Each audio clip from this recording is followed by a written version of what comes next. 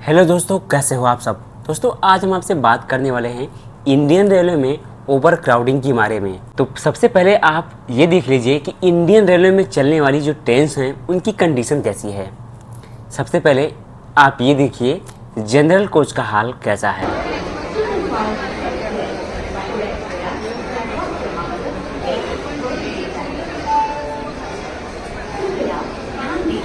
उसके बाद आप ये देखिए स्लीपर कोच का हाल कैसा है।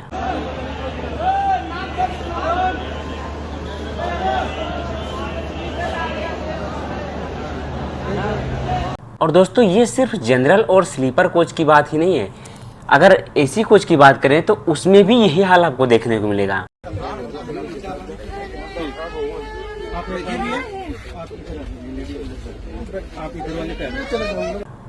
तो कितनी ज़्यादा जो है ओवर क्राउडिंग है और इसके पीछे का जो रीज़न है वो क्या है, यही चीज़ आज हम इस वीडियो में जानने वाले हैं कि आखिरकार क्यों जो है जो जनरल कोच वाले पैसेंजर्स हैं उनकी तो बात अलग ही है, लेकिन जो रिजर्वेशन वाले कोच हैं स्लीपर या फिर थर्ड एसी सेकंड एसी, इनके जो पैसेंजर्स हैं इन्होंने तो रिजर्वेशन कर रखा है और इनको जो है प्रॉपर सीट मिली है या नहीं मिली है, या फिर इनमें जो है अलग से पैसेंजर्स क्यों घुसे हैं, सभी चीज़ों को हम डिटेल में जानने वाले हैं। दोस्तों अगर हम बात करें आज से 15-20 साल पहले की, तो 15-20 साल पहले भी रेलवे की कंडीशन जो है इससे कुछ और ही बेकार थी। और अगर हम प्रेजेंट टाइम की बात करें तो पहले से काफ़ी सुधार हुआ है। लेकिन दोस्तों सिर्फ सुधार से काम नहीं चलने वाला है। अगर प्रेजेंट टाइम में इस समय जो है हम बात करें तो ट्रेन में जिस तरह की भीड़ चल रही है, जिस तरह के जो है केसेस सामने आ रहे हैं कि एसी कोचेज में जो है लोग घुस जा रहे हैं, वेटिंग वाले घुसे हुए हैं, स्लीपर क्लास में घुस जा रहे हैं, और जनरल कोच का हाल तो पूछिए मत, उसका हाल तो बहुत ही बुरा है। तो जब तक ये सही नहीं होता है तब तक मैं नहीं मानता कि इंडियन रेलवे में कोई सुधार हुआ है। और दोस्तों इस पे जो है रेलवे को जरूर से ध्यान देना चाहिए। मतलब एक आम पैसेंजर जिसने टिकट बुक कर रखा है, अगर उसको जो है सीट नहीं मिलती है या फिर सीट पर अगर वो बैठा ही है उस पर अदर्स पैसेंजर जो है आकर बैठते हैं, तो ये तो जो है बिल्कुल भी सही नहीं है। दोस्तों सबसे पहले हम इंडियन रेलवे की जो ट्रेन है उनका फॉर्मेट पहले देख लेते हैं।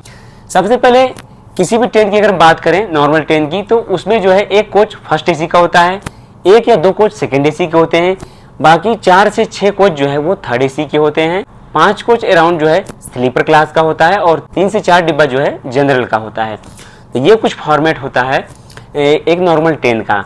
लेकिन जनरल कोच की अगर हम बात करें तो एक कोच में लगभग 90 पैसेंजर्स की सीट होती है, जिसमें से नॉर्मल दिनों में जो है 150 से 200 लोग सफ़र करते हैं। लेकिन अगर हम फेस्टिवल टाइम की बात करें तो यही भीड़ 200 से 400 हो जाती है।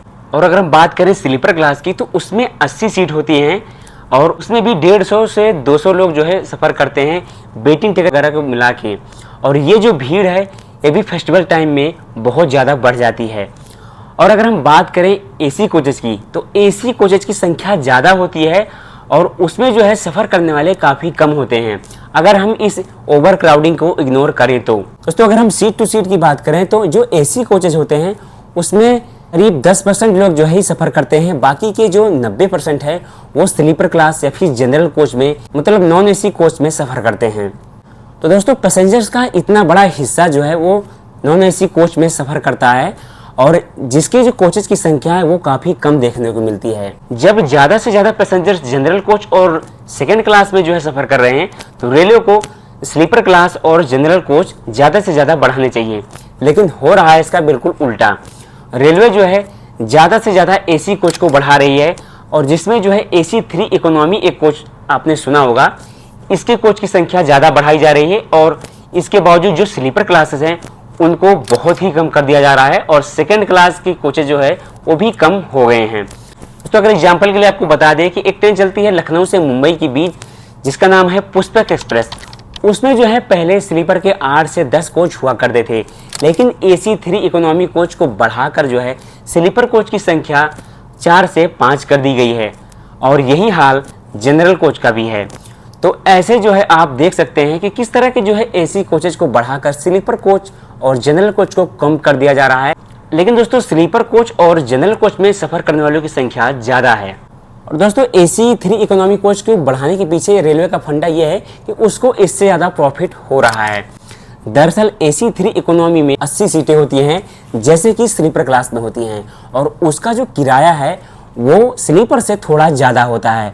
मतलब आप सिंपल भाषा में ये समझ लीजिए, जो AC3 इकोनॉमी का कोच होता है वो स्लीपर से थोड़ा ऊपर होता है, और जो AC first class AC2 tier का कोच होता है उनसे जो है थोड़ा कम होता है इनका किराया। तो ये मिड रेंज वाले हैं, लेकिन इसमें जो है सीट्स की संख्या ज़्यादा होती है, और ये एक AC कोच है इसलिए स्लीपर से इसका किराया ज़्यादा होता है। और यही रीज़न है कि इसमें ज़्यादा सीटें होती हैं और ज़्यादा प्रॉफिट जो है रेलवे इससे जनरेट करती है, और इसीलिए जो है रेलवे AC3 इकोनॉमी कोच को ज़्यादा से ज़्यादा जो है ट्रेन में लगाने के बारे में सोच रहा है। लेकिन ज़रूरत है तो स्लीपर कोच बढ़ाने की और जनरल कोच बनाने की, और इसका नतीजा जो है आपको देखने को मिल रहा है। यही रीज़न है जो भीड़ जनरल कोच और स्लीपर क्लास की है वो भीड़ जो है अब AC कोचेज में घुसने लगी है, और इसीलिए जो है अब AC कोचेज में जो कंफर्म टिकट वाले पैसेंजर्स हैं उनको भी प्रॉब्लम देखने को मिल रही है। तो घुमा फिरा के जो नॉर्मल पैसेंजर्स हैं और जो AC कोचेज वाले हैं दोनों को जो है प्रॉब्लम देखने को मिल रही है। अच्छा दोस्तों, अगर हम बात करें रेलवे स्टाफ की, तो रेलवे स्टाफ भी बहुत ज़्यादा खुश नहीं है। दोस्तों, रेलवे की स्टाफ की जो ड्यूटी होती है नॉर्मली 8 से 9 घंटे की होती है, लेकिन लोको पायलट को कम स्टाफ की वजह से 12 से 14 घंटे या 14 से 15 घंटे ड्यूटी जो है करनी पड़ रही है। रीज़न क्या है? रीज़न है स्टाफ की कमी। दोस्तों, बात करें लोको पायलट की, तो उनका जो केबिन होता है वो बाहर के टेम्परेचर से 10 से 5 डिग्री ज़्यादा गर्म होता है। मतलब अगर बाहर 40 डिग्री सेल्सियस तापमान है तो अंदर का टेम्परेचर जो है वो अराउंड 50 डिग्री के आसपास होगा, और इतनी टेम्परेचर में जो है वो ओवर ड्यूटी करते हुए 12 से 14 घंटे जो है ट्रेन चलाते हैं। तो अब आप सोच लीजिए किस तरह की जो है प्रॉब्लम देखने को मिल रही है। और दोस्तों, इसी स्टाफ की वजह से जो है रेलवे में ढेर सारे एक्सीडेंट जो है देखने को मिल रहे हैं। अगर दोस्तों पिछले 15 से 20 दिन की बात करें तो 4 एक्सीडेंट तो आपको लगातार देखने को मिले हैं, जिस पर मैंने एक वीडियो बना रखा है। और रिसेंटली अभी जो है हावड़ा मुंबई मेल का एक्सीडेंट हुआ है, और बहुत बुरी तरह से एक्सीडेंट हुआ है।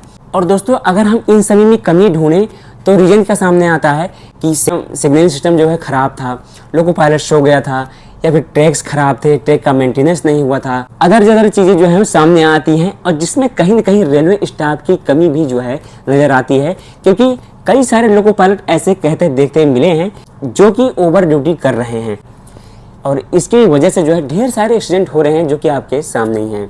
तो इतना कुछ हो रहा है इंडियन रेलवे में, और रेलवे को इस तरफ जो है ज़रूर से ध्यान देना चाहिए। सबसे पहली बात तो ये है कि जो भी ट्रेन्स हैं उसमें स्लीपर और जनरल के कोच बढ़ाने चाहिए, क्योंकि अराउंड 90% लोग जो है वो जनरल और स्लीपर क्लास में ही सफ़र करते हैं। तो इनके कोचेज को ज़रूर से बढ़ाना चाहिए। और दोस्तों, रेलवे में स्टाफ की जो कमी है उसको ज़रूर से फिल करना चाहिए, क्योंकि रेलवे में ऐसे बहुत सारे जो है एक्सीडेंट हो रहे हैं, बहुत सारी चीज़ें जो है वो बिगड़ रही हैं। तो रेलवे को एम्प्लॉय भरना चाहिए और अच्छे तरीके से जो है काम करे, तब जाके जो है ये चीज़ें सुधर सकती हैं। लेकिन रेलवे इस तरफ ध्यान नहीं दे रही। रेलवे का ध्यान सिर्फ और सिर्फ वंदे भारत पर लगा हुआ है।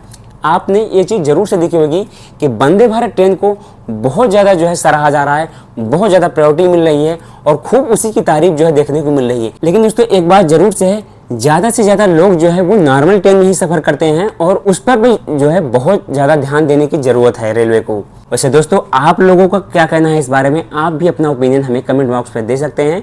और दोस्तों, ये वीडियो आपको कैसा लगा कमेंट करके जरूर बताइएगा। वीडियो पसंद आया हो तो वीडियो को लाइक कीजिए और शेयर कीजिए अपने दोस्तों के साथ। तो दोस्तों, फिलहाल मिलते हैं आप जल्दी किसी नई वीडियो में रेलवे से जुड़ी ऐसी ही जानकारी के साथ। तब तक के लिए जय Hind and God bless you all.